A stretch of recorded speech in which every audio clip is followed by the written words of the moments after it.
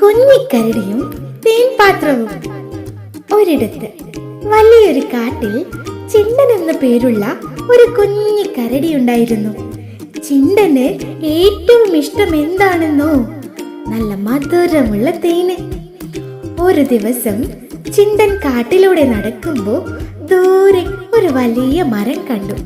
ആ മരത്തിന്റെ മുകളിൽ നിറയെ തേനീച്ചക്കൂടുകൾ. അവന്റെ വായിൽ വെള്ളം ഊറി. എങ്ങനെയെങ്കിലും ആ തേൻ എടുക്കണമെന്ന് അവൻ ആഗ്രഹം തോന്നി. ചിണ്ടൻ ചുറ്റുമൊന്ന് കണ്ണോടിച്ചു. എന്നിട്ട് പതിയെ മരത്തിൽ കയറാൻ തുടങ്ങി. കയറി കയറി മുകളിലെത്തിയപ്പോ തേനീച്ചകൾ അവനെ കണ്ടു.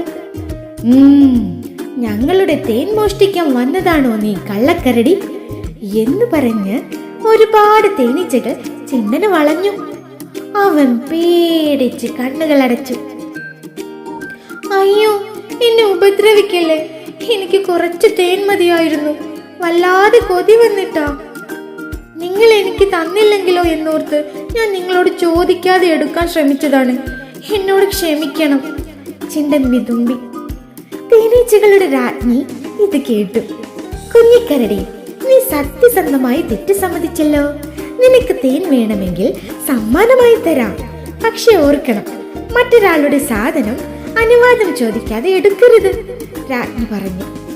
രാജ്ഞി ഒരു വലിയ തേൻ പാത്രം ചിണ്ടന് കൊടുത്തു. അവൻ സന്തോഷം കൊണ്ട് തുള്ളിച്ചാടി.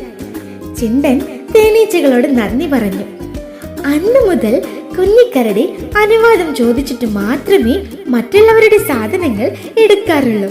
സത്യസന്ധനായ കുഞ്ഞിക്കരടിക്ക് തേനീച്ച റാണി വീണ്ടും ഒരുപാട് തേൻ നൽകി. അവൻ തേനും കഴിച്ച് സന്തോഷത്തോടെ കാട്ടിൽ ജീവിച്ചു. ഇതിൽ നിന്നും നമുക്ക് എന്ത് മനസ്സിലാക്കാം?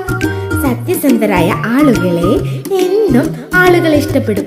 അതുകൊണ്ട് നമുക്കും ഇനി സത്യസന്ധമായി ജീവിക്കാം.